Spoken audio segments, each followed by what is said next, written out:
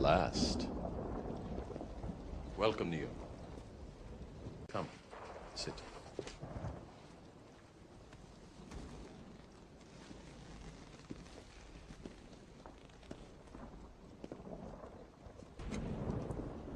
Let me tell you why you're here.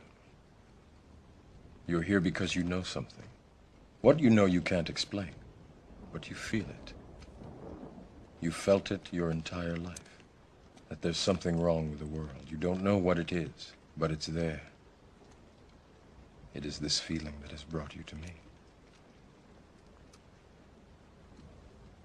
It is the world that has been pulled over your eyes to blind you from the truth.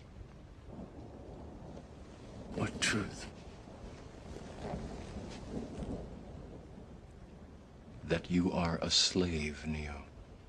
Like everyone else, you were born into bondage. Born into a prison that you cannot smell or taste or touch. A prison for your mind.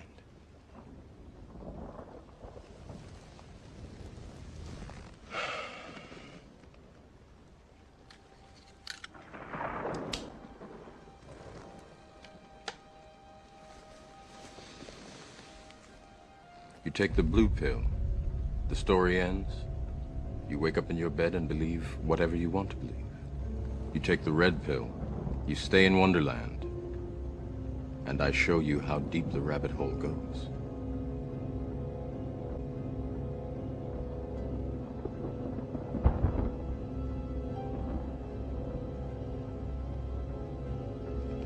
Remember, all I'm offering is the truth, nothing more.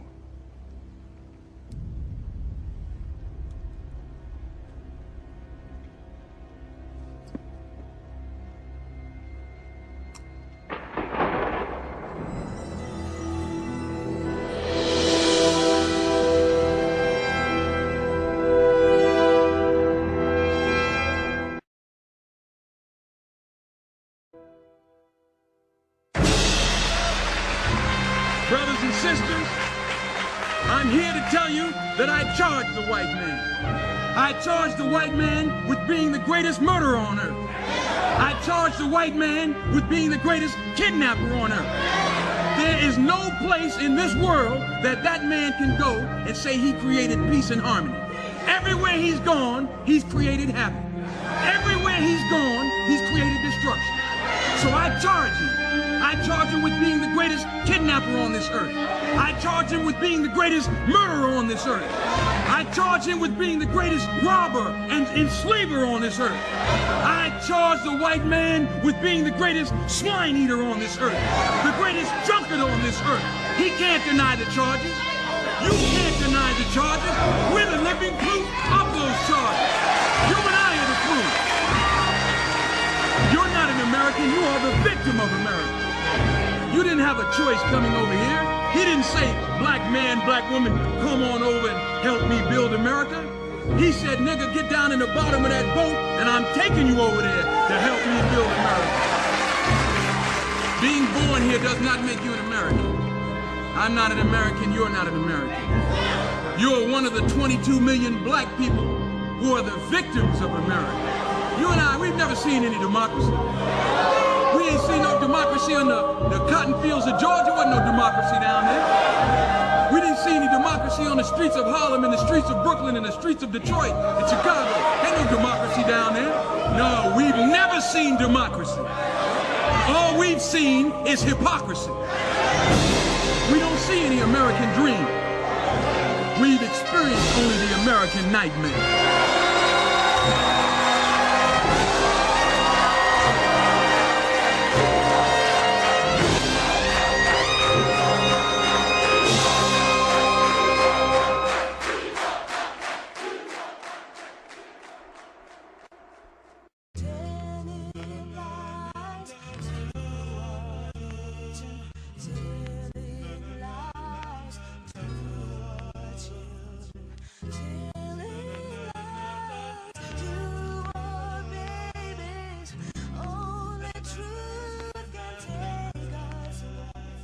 You can't fool all the people all of the time, but if you fool the right ones, then the rest will far behind. Tell me who's got control of your mind, your worldview. Is it the news or the movie you taking your girl to?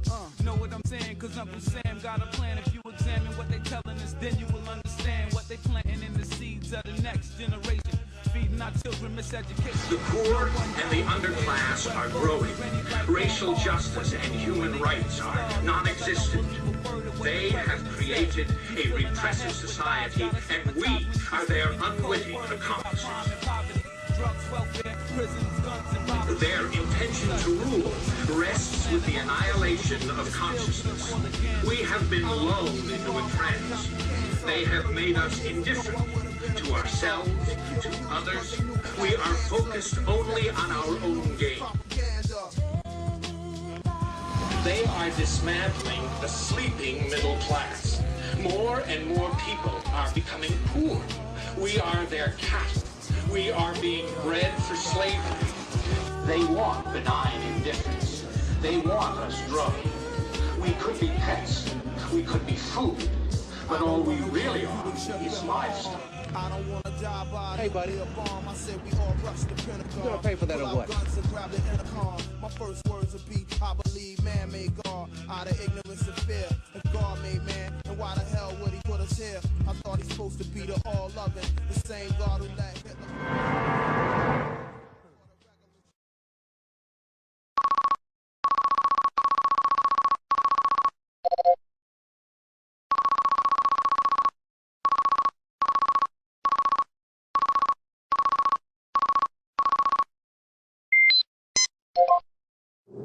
What is at stake is more than one small country.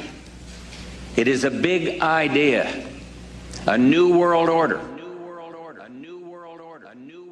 Out of these troubled times, our fifth objective, a new world order, can emerge. Now we can see a new world coming into view. A world in which there is a very real prospect of a new world order.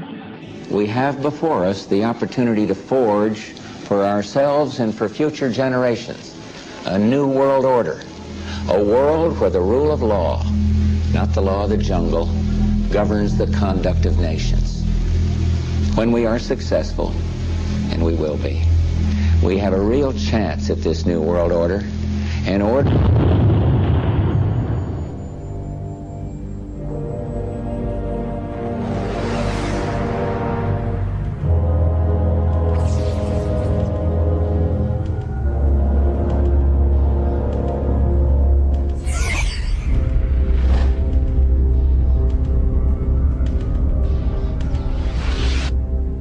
This is no fantasy, no careless product of wild imagination. No, my good friends, these indictments that I have brought you today, specific charges listed herein against the individuals, their acts of treason, their ultimate aim of sedition, these are matters of undeniable fact. I ask you now to pronounce judgment on those accused.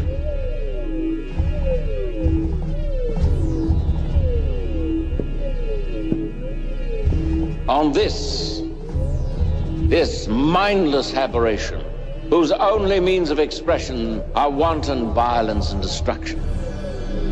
Once trusted by this council, charged with maintaining the defense of the planet itself, chief architect of this intended revolution and author of this insidious plot to establish a new order amongst us, with himself as absolute ruler. You have heard the evidence. The decision of the council will now be heard. Guilty. Guilty. Guilty. If 76% of Americans won't say they approve of President Bush and a similar number find him no longer relevant, today he tried to force relevancy upon himself by saying 3 words: no commander-in-chief with a history of lying this nation into war should ever be heard saying, no matter what context, World War III. Our 5th story in the countdown, Mr. Bush raising the stakes today about Iran's pursuit of nuclear weapons. Calling a news conference at the White House this morning at a time when he himself has never been more unpopular. His approval rating hitting another record low this month, according to the latest Reuters Zogby poll, just 24%, down 5 points in that survey in the last month. And how might an Iranian conflict affect those numbers? At the White House, Mr. Bush saying pointedly this morning that Iran's nuclear ambitions could lead to war. I believe they want to have the capacity, the knowledge, in order to make a nuclear weapon, and I know it's in the world's interest to prevent them from doing so. I believe that the Iranian, if Iran had a nuclear weapon, it would be a dangerous threat to world peace.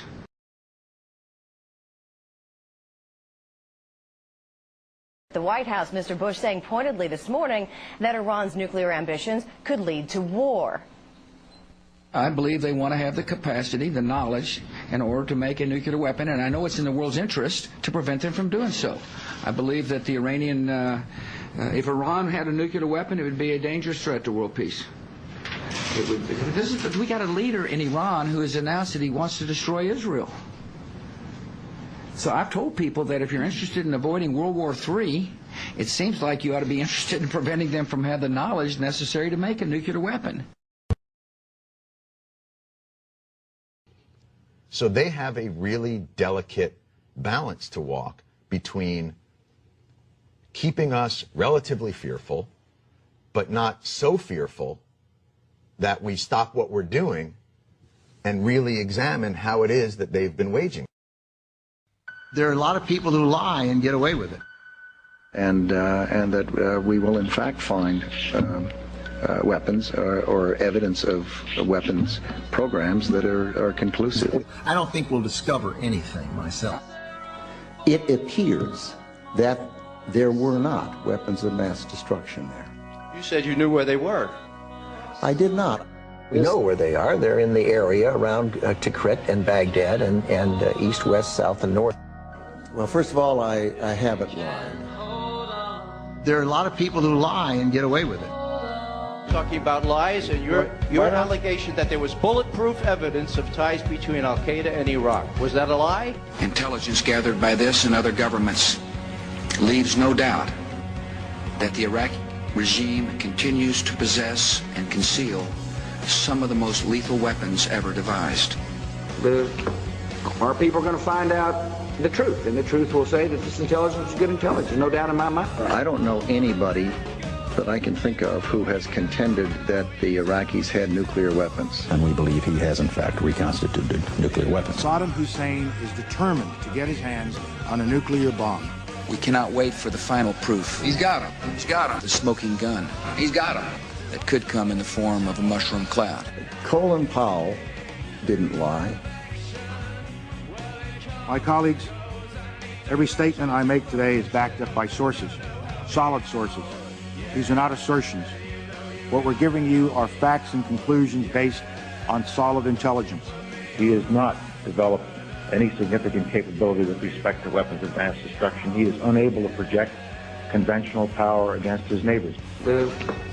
Our people are going to find out the truth. I have not suggested there's a connection between Iraq and 9/11. You have said in the past that it was, quote, pretty well confirmed. No, I never said that. Okay. I never think said that is... No, absolutely not. What I said was, It's been pretty well confirmed that he did go to Prague and he did meet with a senior official of the Iraqi intelligence service. Saddam Hussein aids and protects terrorists, including members of Al-Qaeda. Secretly and without fingerprints, he could provide one of his hidden weapons to terrorists or help them develop their own. What did Iraq have to do with what? The attack on the World Trade Center. Nothing. he said there were three main reasons for going to war in Iraq. Weapons of mass destruction. Saddam Hussein has gone to elaborate lengths, spent enormous sums, taken great risks to build and keep weapons of mass destruction. the claim that Iraq was sponsoring terrorists who would have attacked us on 9/11. Before September the 11th, many in the world believed that Saddam Hussein could be contained. And that Iraq had purchased nuclear materials from Nigeria. The regime is seeking a nuclear bomb.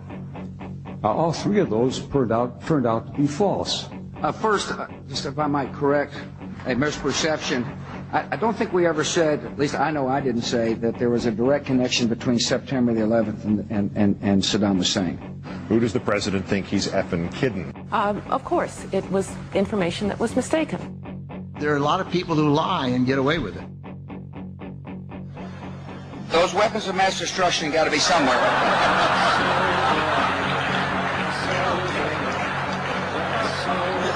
Nope, no weapons over there.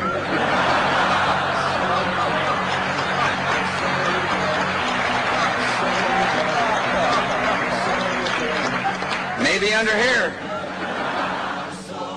When you have a precedent set like that, and you have somebody, George Tenet, acknowledging in his book that he knew that the administration was deceiving the American people into a situation that is murdering young men and women from this country and others, that George Tenet and Dick Cheney and Condoleezza Rice and George Bush et al. Should be in fucking jail.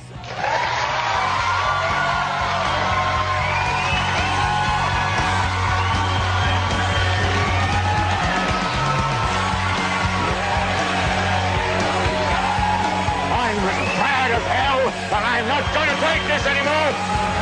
You got to figure out what to do with all of the debris. How about you? You made money off the Gulf War! And now you're going to vote for your fascist son! Old lies! War lies! Still lies! Stop the lies! Stop the war!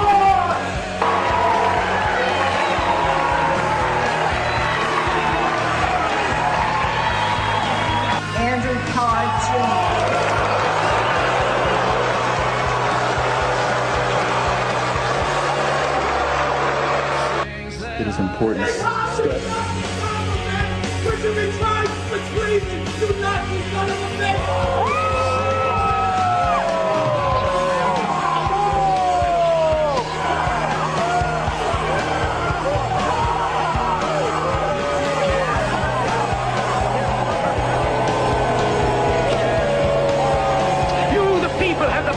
To make this life free and beautiful, to make this life a wonderful adventure. Then in the name of democracy, let us use that power.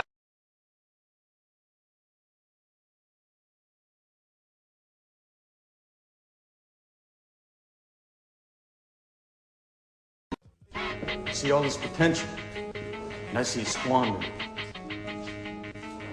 God damn it, an entire generation pumping gas, waiting tables. Slaves with white collars. Advertising has us chasing cars and clothes, working jobs we hate so we can buy shit we don't need.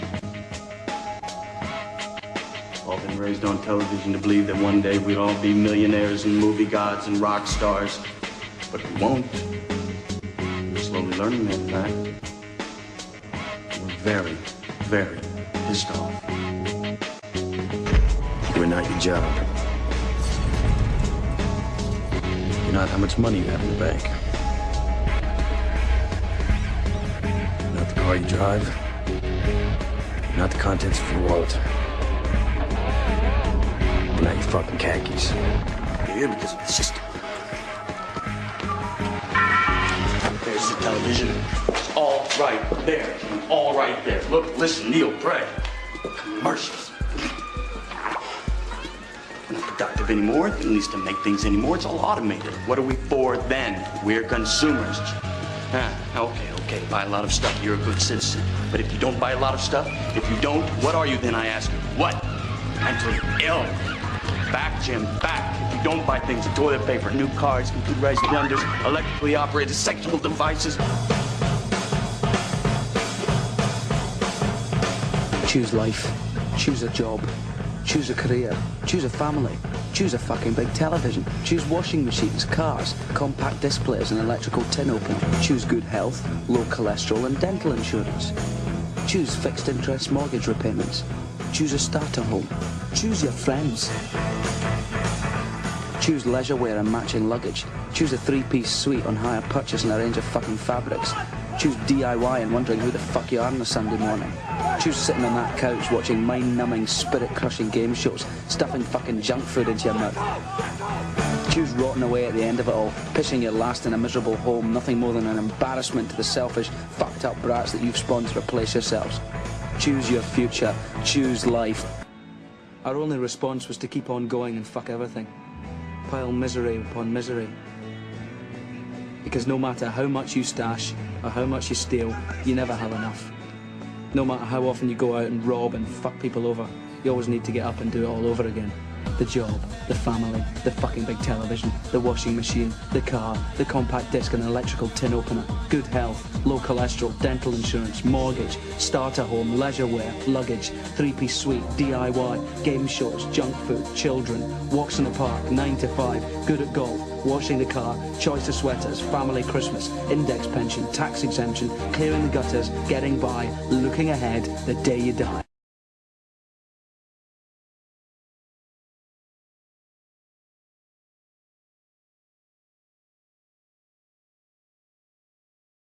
Took morphine, diamorphine, cyclazine, codeine, temazepam, nitrazepam, phenobarbital, sodium amytal, dextropipoxetine, methadone, nalbuphine, pethidine, pentazocine, buprenorphine, dextromoramide, chlormethiazole. The streets are awash with drugs you can have for unhappiness and pain, and we took them all.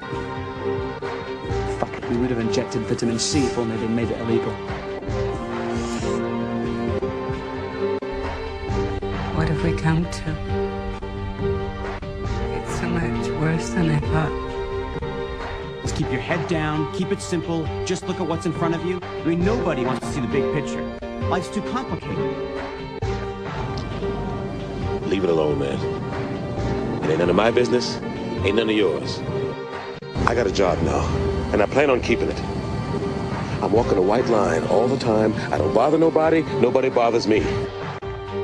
I don't feel responsible for you or for anybody. I don't feel guilty. You've got it easy. I'm out there every day, every fucking day, trying to figure out what the hell I'm doing. Why, no matter what I have, it feels like I have nothing.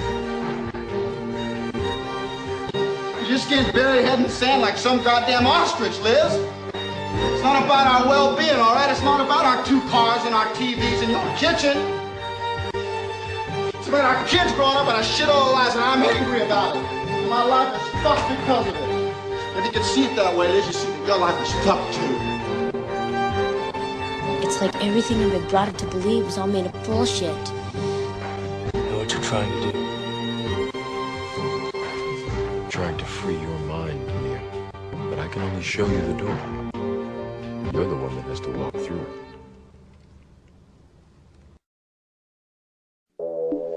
Capitalism at its finest. How much is enough for? The richest 1% of this country owns half our country's wealth, $5 trillion. It's bullshit. You got 90% of the American public out there with little or no net worth. I create nothing. I own. We make the rules, pal. Now, you're not naive enough to think we're living in a democracy, are you, buddy? It's a zero-sum game. Somebody wins, somebody loses.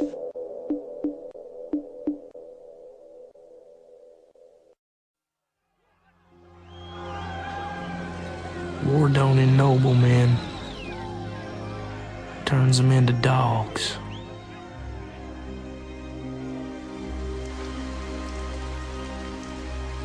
Poisons the soul.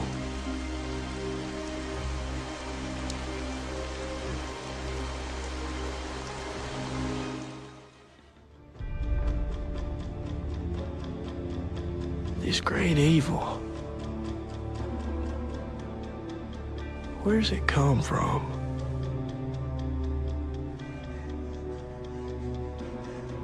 How did it steal into the world?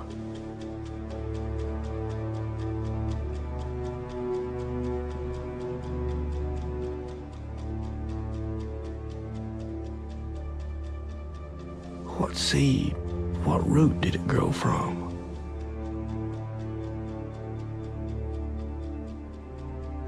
Who's doing this? Who's killing us? Robbing us of life and light. Come out, come out, come out, come out. Open the door, open the door. Get your hands up and come outside. Come outside. Everybody in the house needs to come outside. Out here in the yard, out here in the yard. Keep going, keep going, keep going, keep going. No one there. No one in there. Let's go, sir. Yeah, clear the house now. Let's sweep on down straight. You go. أنا أروح أشتريها ب6 أنفار. أنا ما أريد هاي الحرية، ما أريد هاي الديمقراطية، وأخويا وأطفاله راحوا من عندي، وهذا اللي ترونه ها من الدماء والجروح واللي الدمار اللي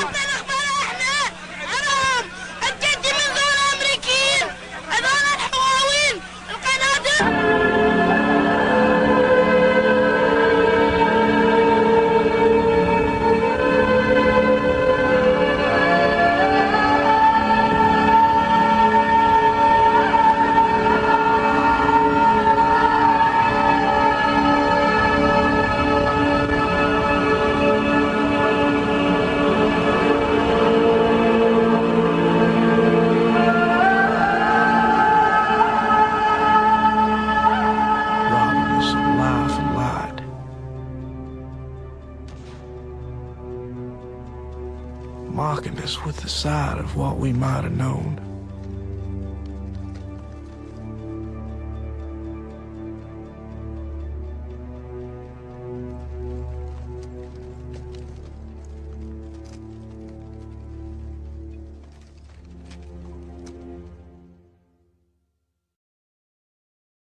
The war is the biggest business in America, worth $80 billion a year.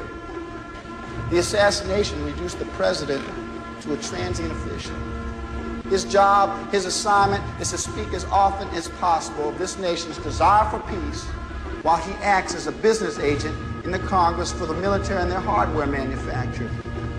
What national security permits the removal of fundamental power from the hands of the American people and validates the ascendancy of invisible government in the United States?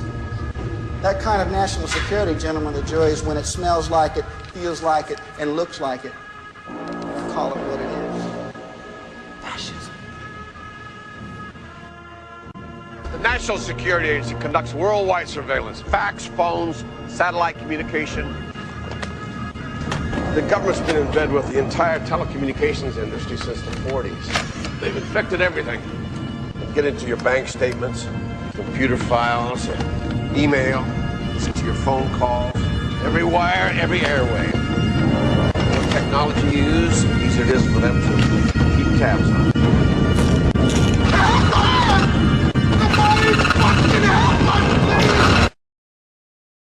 So tell me, Mickey, how can you look at an ordinary person, an innocent guy with kids, and then shoot him to death? I mean, how can you bring yourself to do that? Innocent? Who's innocent, Wayne? Are you innocent? I'm innocent, yes I am. I've murdered, definitely. It's just murder, man. All God's creatures do it in some form or another. I mean, you look in the forest. You got species killing other species, our species killing all species, including the forest, and we just call it industry, not murder.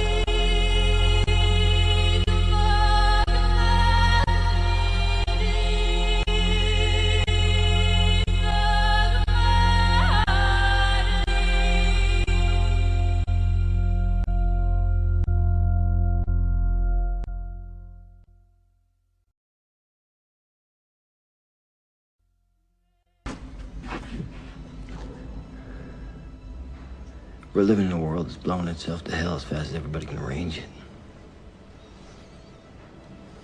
In a situation like that, all a man can do is shut his eyes, let nothing touch him. Look out for himself. And there ain't no world but this one. You're wrong there, Top. I've seen another world.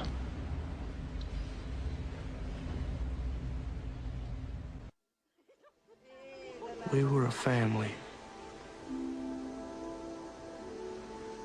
Had to break up and come apart. So that now we're turned against each other. Each standing in the other's light.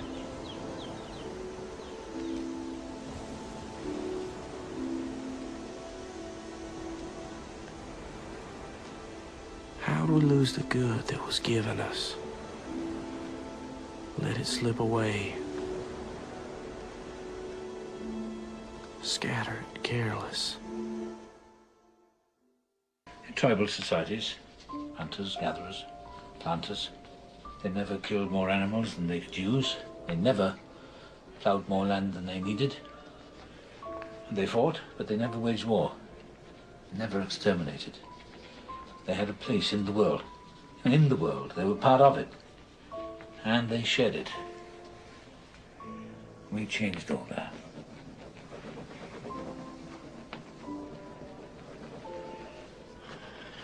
Now what? Are we supposed to change it back? What are we supposed to do? Are we supposed to unbuild the cities? Wander off into the jungle like you did? I lived as humans lived 10,000 years ago. Humans knew how to live in the world then. Before. Before civilization?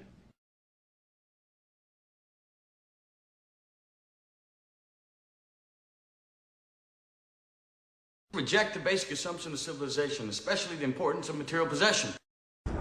In the world I see, you're stalking elk through the damn canyon forest around the ruins of Rockefeller Center. You'll wear leather clothes that will last you the rest of your life.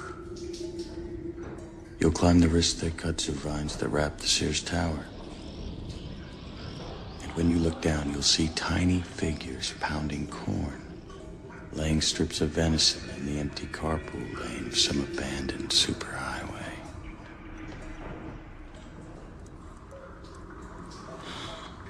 War against crime.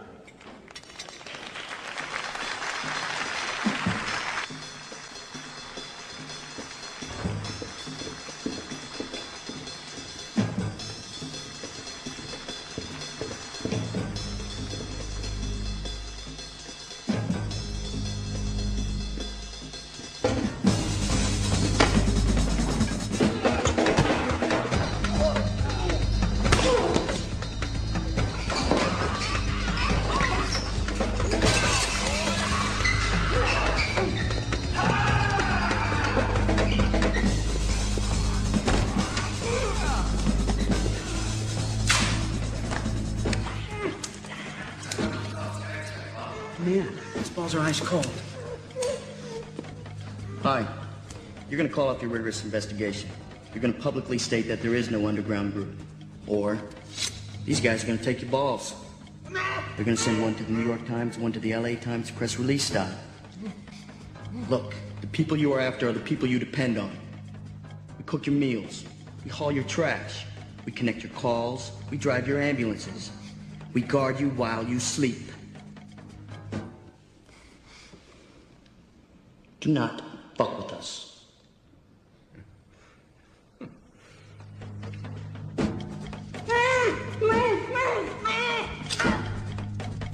Okay.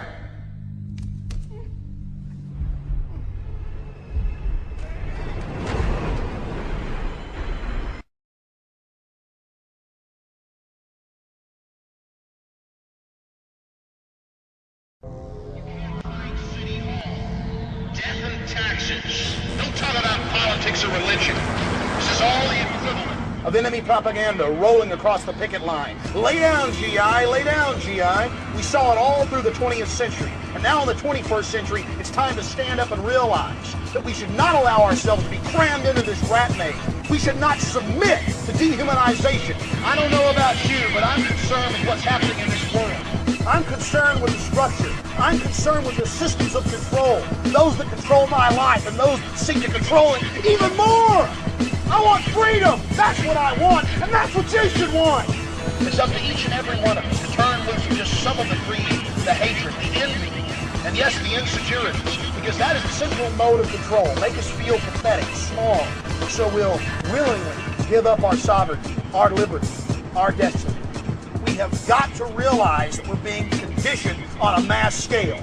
Start challenging this corporate slave state. The 21st century is going to be a new century.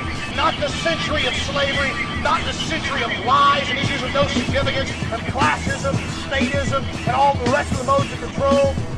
It's going to be the age of humankind standing up for something pure and something right. What a bunch of garbage, liberal, Democrat, conservative, Republican. It's all there to control you, two sides of the same coin. Two management teams bidding for control, the CEO job of Slavery Incorporated. The truth is out there in front of you, but they lay out this buffet of lies. I'm sick of it, and I'm not going to take a bite out of it. Do you got me? Resistance is not futile. We're going to win this thing. Humankind is too good. We're not a bunch of underachievers. We're going to stand up, and we're going to be human beings. We're going to get fired up about the real things, the things that matter. Creativity and the dynamic human spirit that refuses to submit.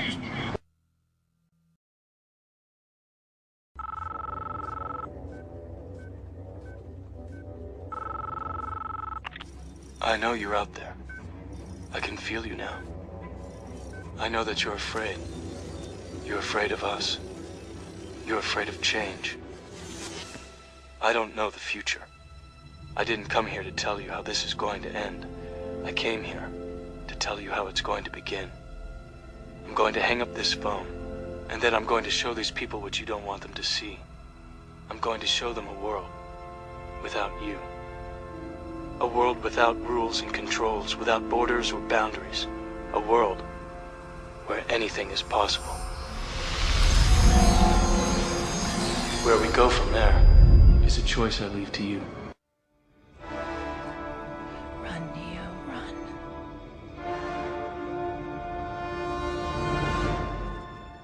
What is he doing? He's beginning to believe.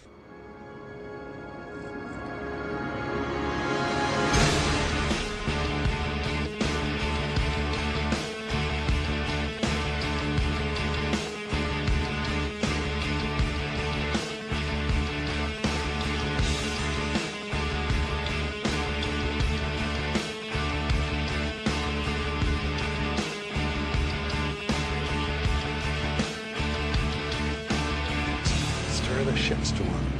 Hope to reach a point of critical mass that'll start a chain reaction of people coming forward. Then the government will crack. Remember, fundamentally, people are suckers for the truth. And the truth is on your side, brother. This week, each one of you has a homework assignment. Share. Whether you share with, whether you know the people you're close to.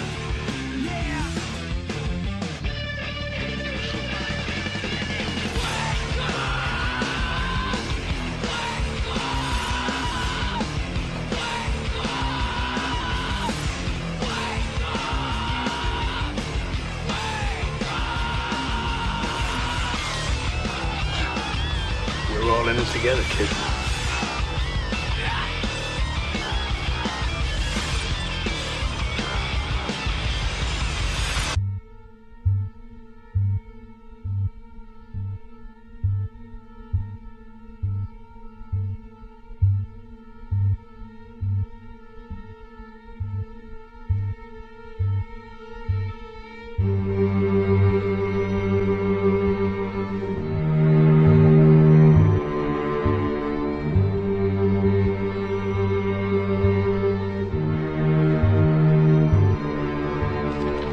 Again, I was on television saying that bin Laden's a CIA asset, looks like he'll attack New York. Saying, call Washington, tell them to call off the attack.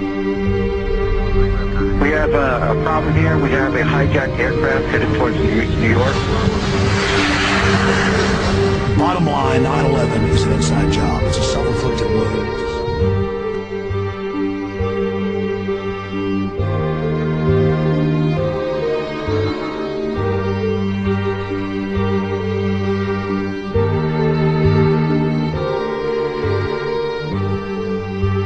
Can't you figure this out?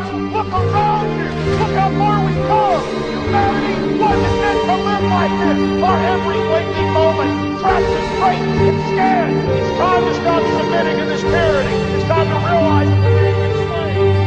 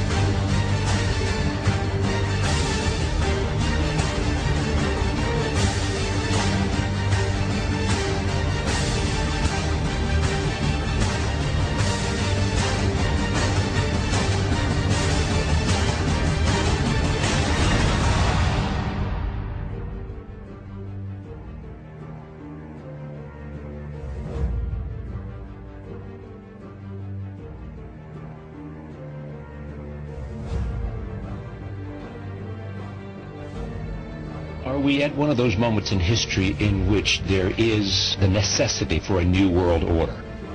There's a need for a new world order. And people better understand that they mean exactly what they're saying. It's a new world order they're trying to create. We have before us the opportunity to forge for ourselves and for future generations a new world order. But what does a new world order mean for countries like ours who are looking to succeed?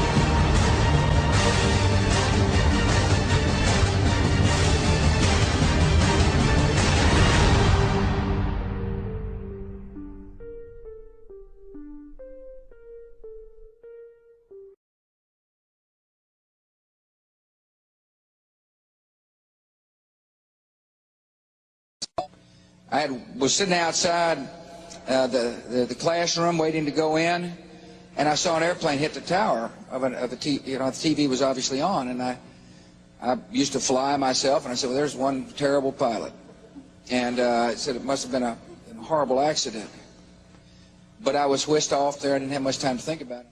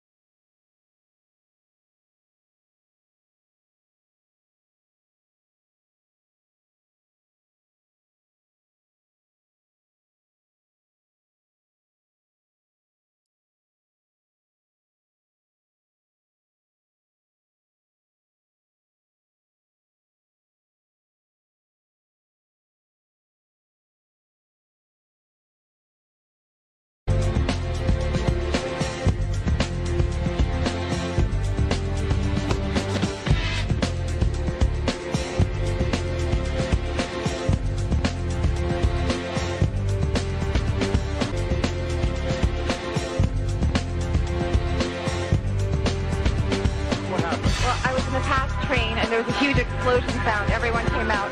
A large section of the building is blown out, around like the 80th floor. Was it hit by something, or was it something inside? It was inside. Because it looked out. Everything was coming out. All the windows were coming out. All the papers. One eyewitness who was close to the scene when the accident happened, he said that a plane, he described it as a small plane. Just a few moments ago, something believed to be a plane crashed into the South Tower of the World Trade Center. I just saw flames inside. You can see the smoke coming out of the tower. We have no idea what it was. It was a tremendous center. I just saw flames inside. You can see the smoke coming out of the tower. We have no idea what it was. It was a tremendous boom just a few moments ago. You can hear around me emergency vehicles heading towards the scene. Now, this could have been an aircraft, or it could have been something internal.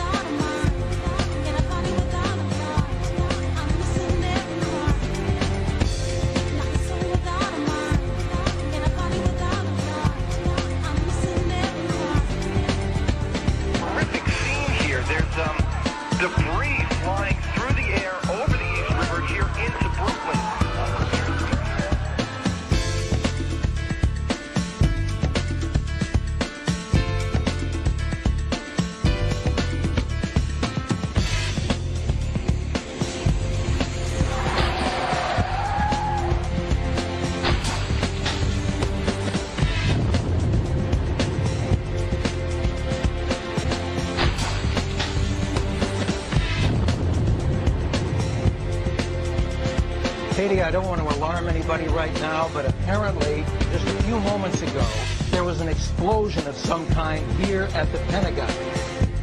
The only pieces left that you can see are small enough that you could pick up in your hand. There are no large tail sections, wing sections, a fuselage, nothing like that anywhere around.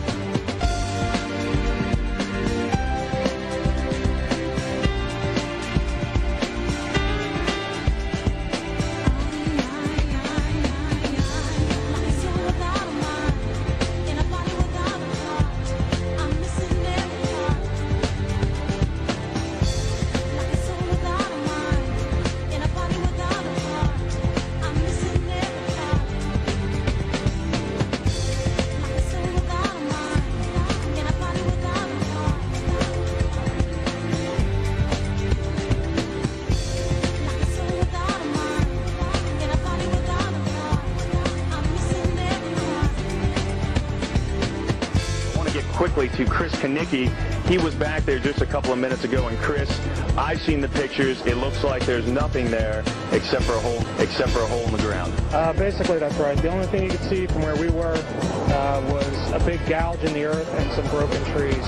We could see some people walking around in the area, but from where we could see, there wasn't much left. Any large pieces of debris at all? No, there was nothing that you could distinguish that a plane had crashed there.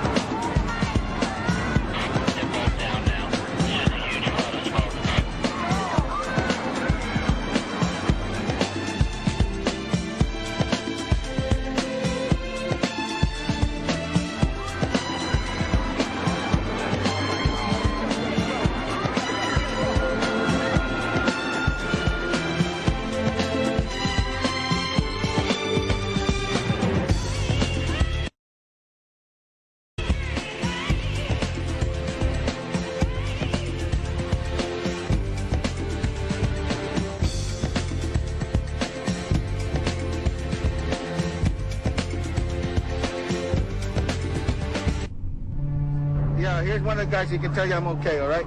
Here, hold on. You want to call your mother or something? You gotta get back. Get back. All right. We've heard reports of secondary explosions after the aircraft impacted, whether in fact there wasn't something else at the base of the towers that in fact were the coup de grace to bring them to the ground. When you're down there, Dan, you hear smaller secondary explosions going off every 15 or 20 minutes. And so it is an extremely dangerous place to be. And I'm surrounded by firefighters who are just watching helplessly. They've had to suspend their rescue operation, and they're just watching a burning hulk of building right now. The front part of the World Trade Center has completely sheared off, as well as many of the upper floors. And every few minutes you'll hear like a small sort of a rumbling sound, almost like an explosion sound, and another chunk of it will come flying down into the street.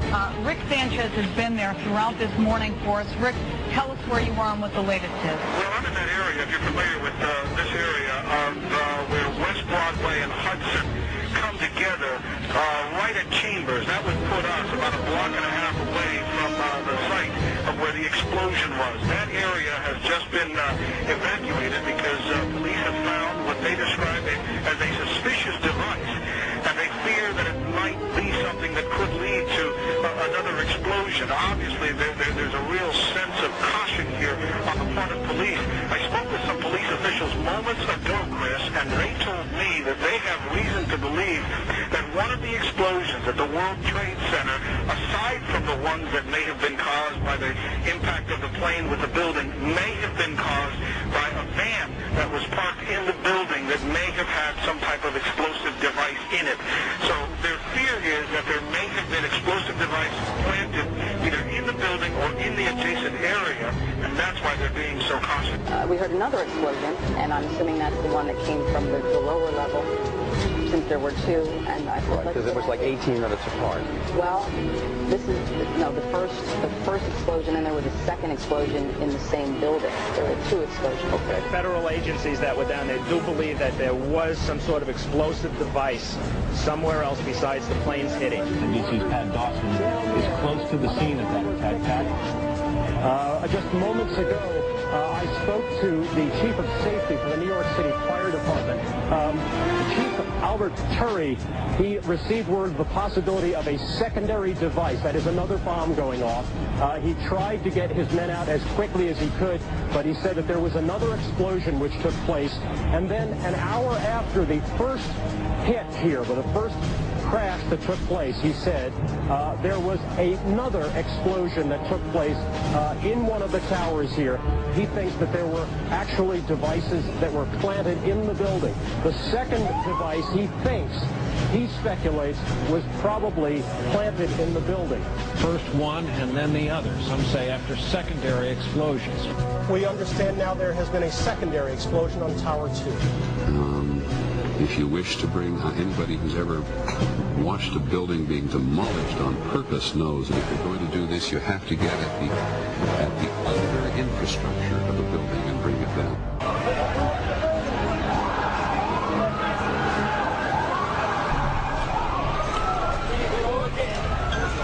Bomb in the building, start clearing out.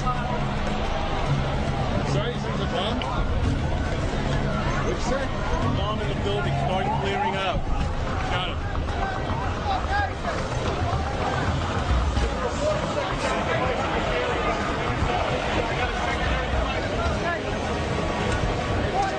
One explosion caused, because here's now what we are starting to learn about the succession, or what someone obviously hoped would be a succession of explosions. The first bomb that was in the federal building did go off. It did the damage that you see right there.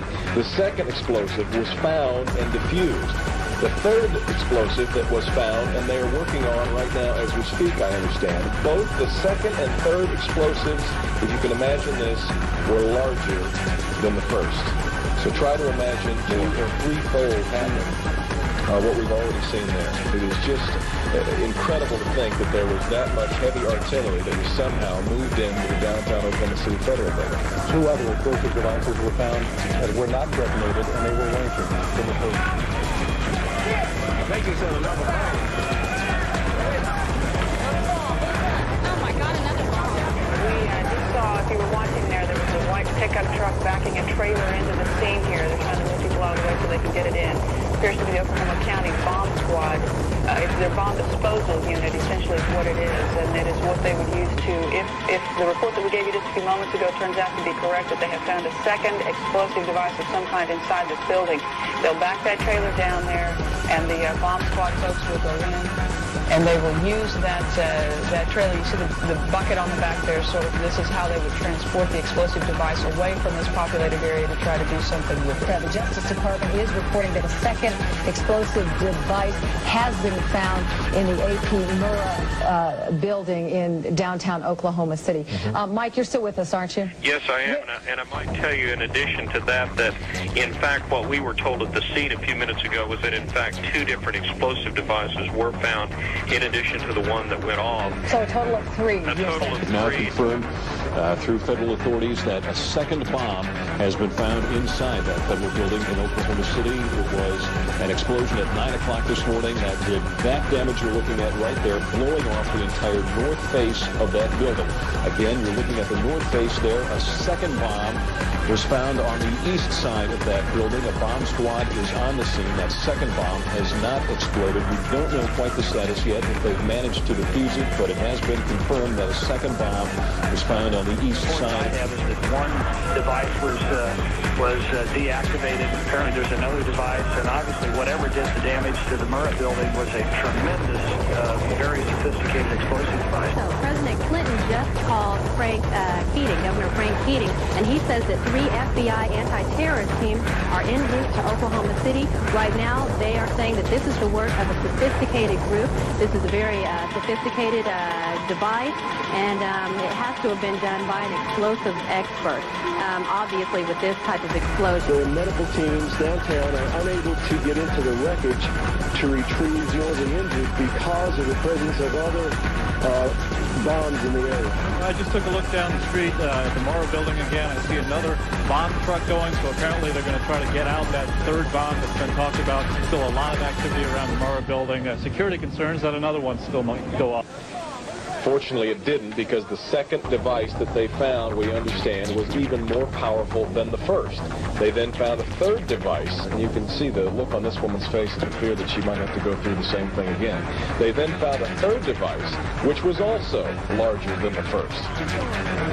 Hard to feel lucky at this point, but certainly through some good work by some munitions experts and the explosive sniffing dogs, further tragedy has almost certainly been averted here. But it was a great stroke of luck that we actually have got diffused bombs. It's through the bomb material that we'll be able to track down who committed this atrocity.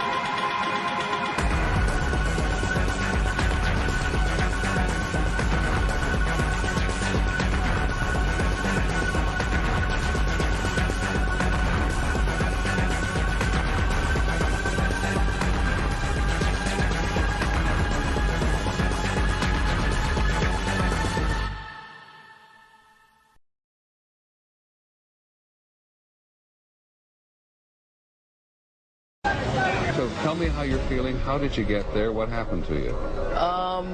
I worked for the Trade Center, one of the carpenters, and I was going to go do a job. And I got on the elevator, and the freight elevator, and I heard the first explosion, and the elevator blew up, the doors blew up, and it dropped. And I was lucky that the elevator got caught between two floors. Which floors? The B levels, the basement levels, with all the, all the mechanics on. There was another big explosion in the other tower. Flames coming out of this billowing grey smoke. People still not panicking. People not quite understanding what was going on. Then somebody said that they saw an airliner go into one of those towers.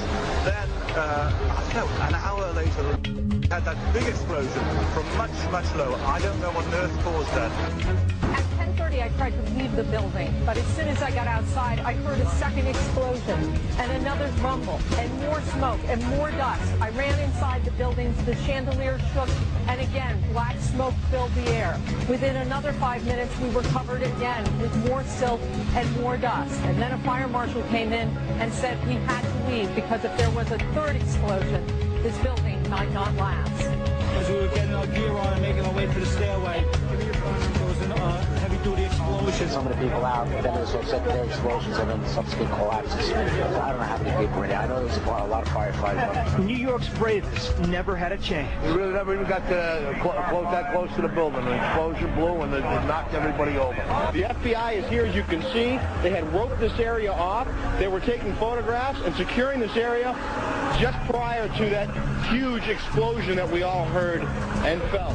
Most of the victims so far were people outside the blown-up buildings. Like, it sounded like gunfire, bang, bang, bang, bang, bang, and then all of a sudden, three big explosions. To me, it sounded like an explosion. Then the building, the rolling sound sounded like the building collapsed. The floors collapsed down.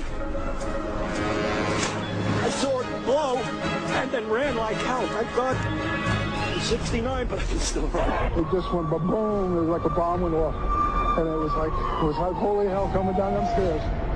And then when we finally got to the bottom, they were coming out. a mezzanine level there, and then other explosions came right from it because everyone was flying. We just saw that as well. The second tower, the only one that was standing, tower number 1, just we saw some kind of explosion, a lot of smoke come out at the top of the tower, and then it collapsed down onto the street. Next thing we know, it was boom, and the floor started shaking. And then we saw debris fall down, and next thing we know, we had to get out of the building. We stuck on the stairs for a while.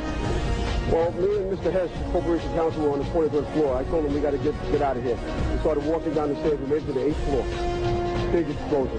Blew us back into the 8th floor. I was making my way to the foot of the World Trade Center. Suddenly, while talking to an officer who was questioning me about my press credentials, we heard a very loud blast, an explosion. We looked up, and the building literally began to collapse. Rose Archie, one of our CNN producers, is on the phone. Rose, what do you got? I'm about a block away, and there were several people that were hanging out the windows right below where the plane crashed, when suddenly you saw the top of the building start to shake, and people began leaping from the windows in the north side of the building. You saw 2 people at first plummet, and then a third one, and then the entire top of the building just blew up, and splinters of debris are falling on the street. When I tried to save people, in a moment we heard a big explosion coming down. Everything just went black. Everything came down, glass started popping. People got hurt, stuff went on top of them, and it was a big explosion. Everything got dark, real dark, like snow. You can see behind me, oh, this is not snow, this is all from the building. It was a terrible nightmare. Because I was down in the basement, all of a sudden we heard a loud bang, and the elevator doors blew open. Some guy was burnt up, so I dragged him out. His skin was all hanging off. The streets of the financial district covered with debris, in some cases ankle deep. Cars on fire, cars just turned by the force of the explosions. It was like something no one had ever seen. This huge, incredible force of wind and debris actually came up the stairs, knocked my helmet off, knocked me to the ground. I was about 5 blocks away when I heard explosions, 3 thuds, and turned around to see the building we just got out of, antenna tip over and fall in on itself. We started floor by floor, started popping out. It was if they had detonated. Yeah, detonated. To take down a building. I go downstairs, the foreman tells me to go to remove the containers. As I'm walking by the main freight car of the building, in the corridor, that's when I got blown. I mean, the impact of the explosion, of whatever happened, it threw me to the floor, and This was clearly, the way the structure is collapsing, this was the result of something that was planned. It's not accidental that the first tower just happened to collapse and then the second tower just happened to collapse in exactly the same way. How they accomplished this, we don't know. I tell you what, a person who believes that this wasn't set up.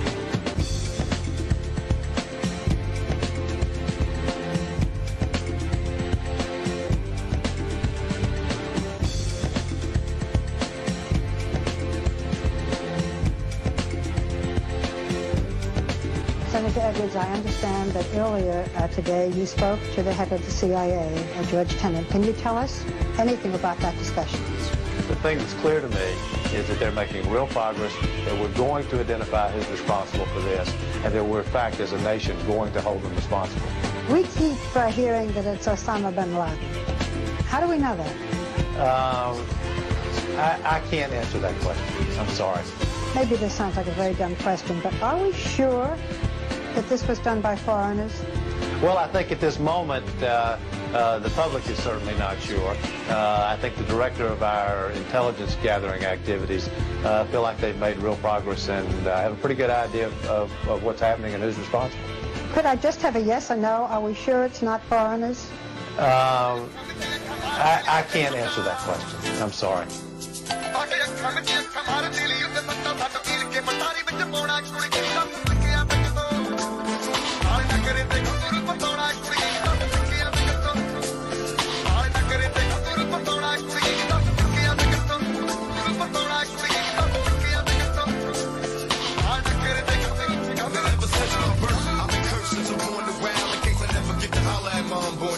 Many things learned in prison, blessed and still living, trying to earn every penny that I'm getting. And reminiscing to the beginning of my mission. When I was conceived, I came to be in this position. My mama was the panther loud, single parent, but she proud when she witnessed baby boy rip the crowd. Just school, but I dropped out and left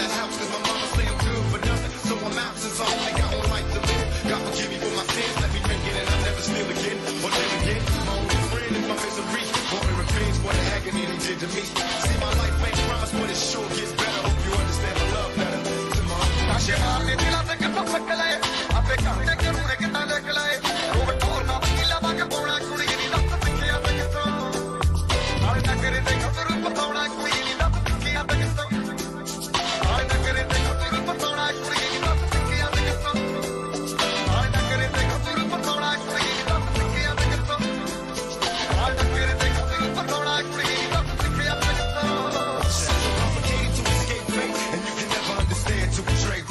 Tell the world I feel guilty to being anxious. Ain't no way in hell that I can ever be a rapist. On the faces, cold world on a good day. When we let the little kids in the hood play. I got shot 5 times, but I'm still breathing. Living proof there's a God if you need a reason. And I believe in my own faith. Will I raise my kids in the right or the wrong way? Dear mama, I'm a man now. I wanna make it on my own, not a handout.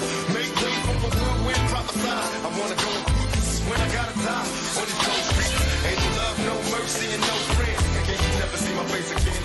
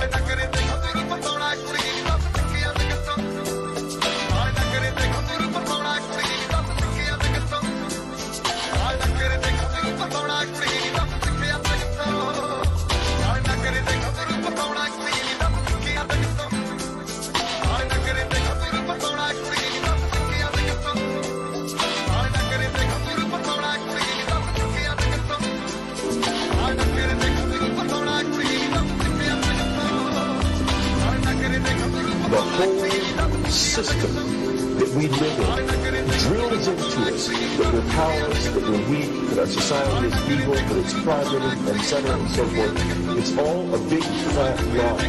We are powerful, beautiful, extraordinary. There is no reason why we cannot understand who we truly are, where we are going. There is no reason why the average individual cannot be fully empowered. We are incredibly powerful beings.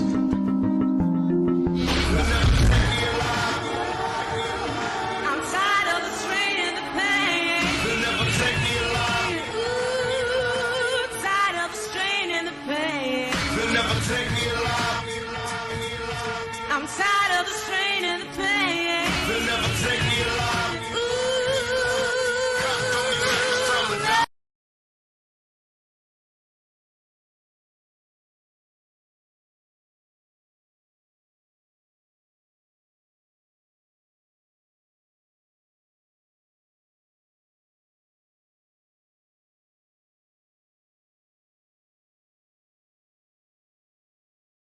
The first warrant was served on September 11th of 2001, but was postponed. It would not be until November of 2001 when the police would finally make an attempt to raid Cooper. Cooper's broadcasts at this time had already been looking into the federal government's compliance in the events of 9/11.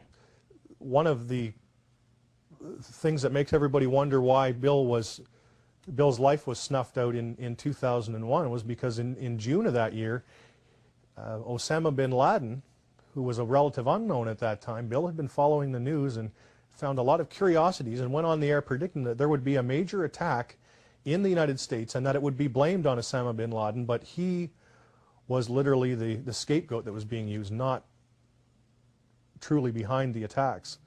So that, I mean, just a few months before the events of September 11th, and then of course Bill's life cut short shortly thereafter. The secondary purpose of the NSA was to monitor all communications and emissions from any and all devices worldwide for the purpose of gathering intelligence, both human and alien, and to contain the secret of the alien presence. Project Sigma, ladies and gentlemen, was extremely successful. The NSA also maintains communications with the Luna base and other secret space programs. By executive order, the NSA is exempt from all laws which do not specifically name the NSA in the text of the law as being subject to that law. How many of you know what that means? That means we have a completely lawless organization running around the country doing whatever they want to do, answering to no one, and under no law which does not name the National Security Agency in the text of that law as specifically being subject to that law by executive order of the President of the United States. That means that if the agency is not spelled out in the text of any and every law passed by the Congress, it is not subject to that or those laws. The NSA now performs many other duties and in fact is the premier agency within the intelligence community. Today, the NSA receives 75% of the monies allotted to the intelligence community. And the old sayings, ladies and gentlemen, where the money goes, therein the power resides, is absolutely true.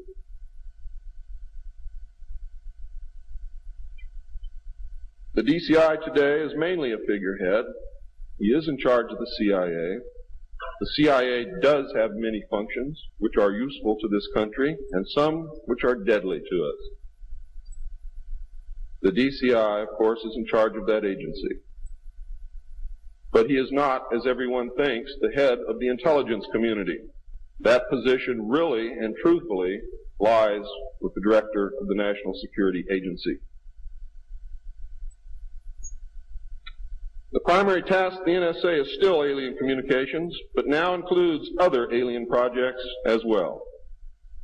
President Truman had been keeping our allies, including the Soviet Union, informed of the developing alien problem since the Roswell recovery. This had been done in case the aliens turned out to be a threat to the human race and thus the world. Plans were formulated to defend the Earth in case of invasion. These were international plans, which included most of the countries of the world. Great difficulty, however, was encountered in maintaining international secrecy. It was decided that an outside group was necessary to coordinate and control international efforts in order to hide the secret from the normal scrutiny of governments by the press. The result was the formation of a secret society which became known as the Bilderbergers. The headquarters of this group is in Geneva, Switzerland. The Bilderbergers evolved into a secret world government that now controls everything. The United Nations was then, and is now, an international joke.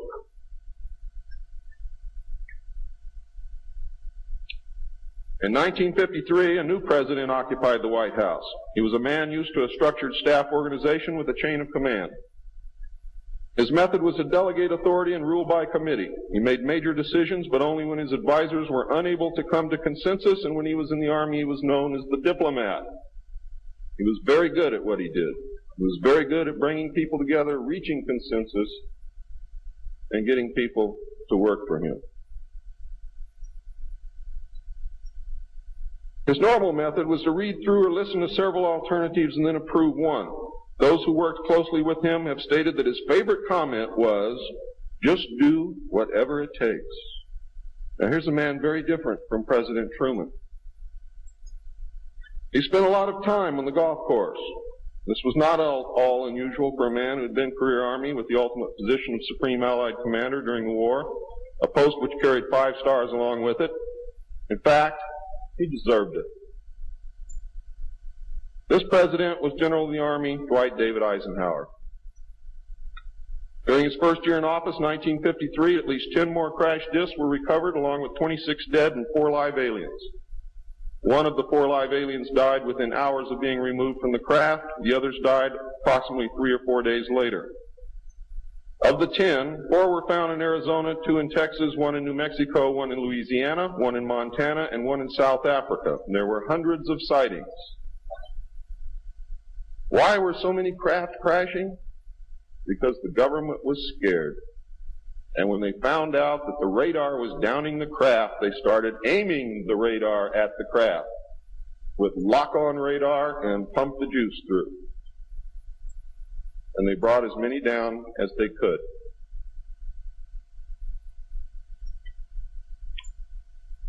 Eisenhower knew that he had to wrestle and beat the alien problem.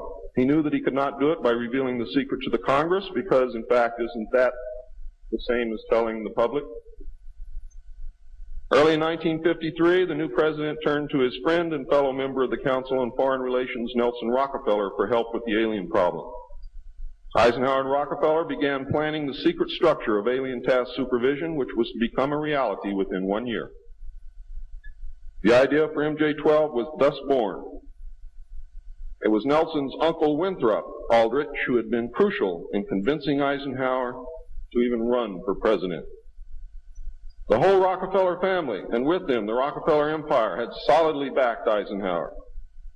Asking Rockefeller for help with the alien problem was to be the biggest mistake Eisenhower ever made for the future of the United States and most probably all of humanity, as you will soon see. What he literally did with this act, ladies and gentlemen, is abdicate the presidency to a secret group. Within 1 week of Eisenhower's election, he had appointed Nelson Rockefeller chairman of a presidential advisory committee on government organization. Rockefeller was responsible for planning the reorganization of the government. New Deal programs went into one single cabinet position called the Department of Health, Education, and Welfare. When the Congress approved the new cabinet position in April of 1953, Nelson was named to the post of Undersecretary to Ovida Culp Hobby. In 1953, also, astronomers discovered large objects in space which were moving toward the Earth, and it was first believed that they were asteroids. However, if you know much about astronomy, you know that you can predict or project backward orbital paths of bodies in space and determine where they come from, what they're doing, where they're going, and what their orbital path really is. Well, this failed to pan out, and the evidence proved that the objects could only be spaceships intelligently guided. Project Sigma intercepted alien communications, and when the objects reached the Earth, they took up a very high orbit around the equator. There were several huge ships, and their actual intent was unknown. Project Sigma and a new Project Plato, through radio communications using the computer binary language, which the aliens understand very well, they're very mathematical minded, was able to arrange a landing that eventually resulted in face-to-face contact with alien beings from another planet. Project Plato was tasked with establishing diplomatic relations with this race of space aliens.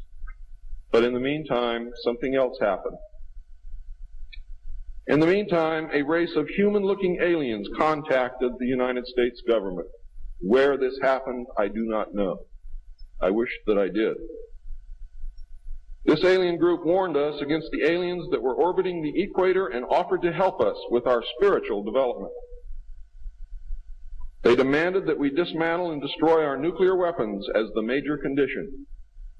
They refused to exchange technology, citing that we were spiritually unable to handle the technology which we then possessed, and has not that been true throughout our history?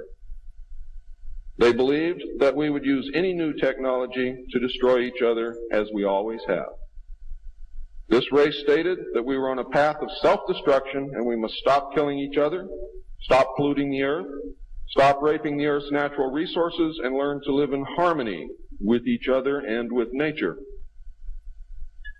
These terms were met with extreme suspicion, especially the major condition of nuclear disarmament, and I have to say that I could not blame them in the face of so many uncertainties and so many alien surprises staring them directly in the face. Some doofus jerk-off reporter with a camera crew bosses right into his hideout and interviews him. And I'm telling you, be prepared for a major attack. But it won't be Osama bin Laden. It will be those behind the New World Order. I wonder what Osama bin Laden's targets are supposed to be. And if they don't, if this doesn't materialize in the next 2 or 3 weeks, it will eventually materialize because they haven't succeeded in getting the guns out of the hands of the American people, nor have they succeeded in taking our freedoms away. And so I can tell you with a certainty They must do something terrible in order to stop this backlash and regain the sympathy of the mass herds of sheeple out there.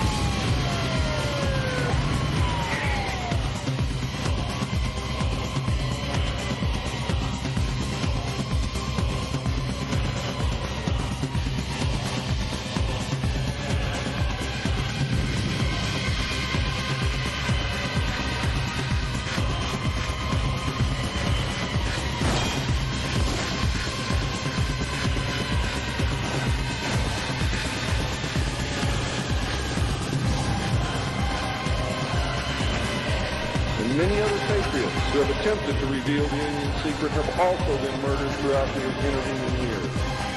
And that is why I've been so careful about the information that I released, because it is so important that I get here today to be able to tell you the truth. And what happens after me, after today, is of no consequence whatsoever. But what you do is.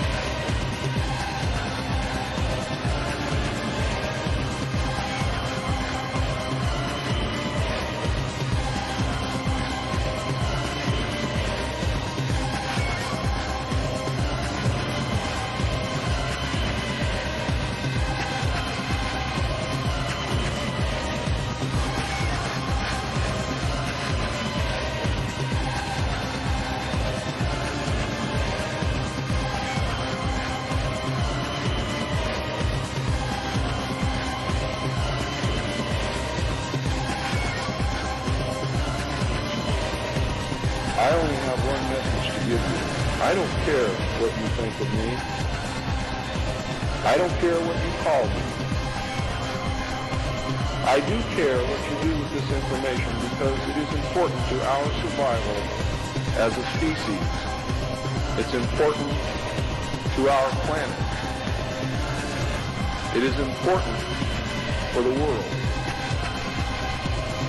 What happens to me is of no consequence, and I knew that when I started this. Over the last 17 years, I knew that someday I was going to have to get up and say this, whether I wanted to or not, whether I was afraid or not. Now I am here, and now it is done. And I feel an overwhelming relief. You now have the information. You can laugh at it, you can throw it in the trash can. You can burn my house down if you want to.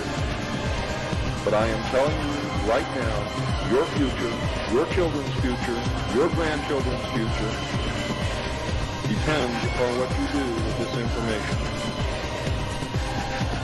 Your own government is selling your children drugs, and you don't seem to care. Your own government has given away the power of the people, and you don't seem to care. There is an apathy that is running rampant in this country that is deadly. Whether or not there are aliens.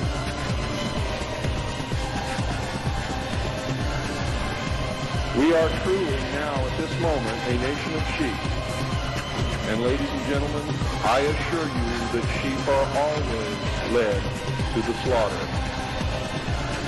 But it does not have to be that way. There is tremendous power in knowledge. There is also tremendous power in secrecy. Take away that secrecy, you make sure that you're informed, and you can change things and stop fighting with each other. Thank you.